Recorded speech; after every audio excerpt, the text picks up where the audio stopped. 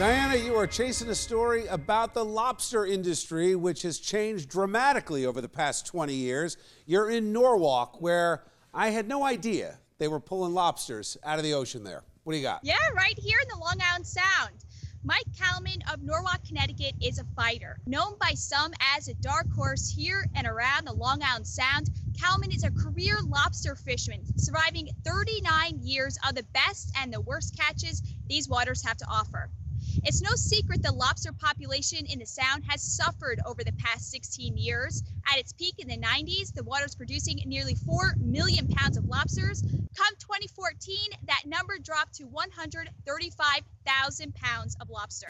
This has been the best summer we've had in 15 years due to the fact that some environmental conditions have finally balanced out and the lobsters have migrated back into the Sound, and we're very, very grateful for that. Kalaman points to other catalysts as a reasoning for the change. He says pesticides in particular. He said Connecticut has banned a pesticide that was used to prevent West Nile virus, but New York just keeps on spraying. He's now taking matters into his own hand. He put a temperature probe into one of the deep water tanks. If the probe detects an element in the water that isn't natural, it's going to show up on the graph. When government puts regulations on businesses, they suffer. It's a proven fact, hoping that they'll have an indirect effect on the climate. Yeah, when it comes to fishing, it's the exact opposite. The lobster industry was almost wiped out in Maine until they came up with new regulations about overfishing.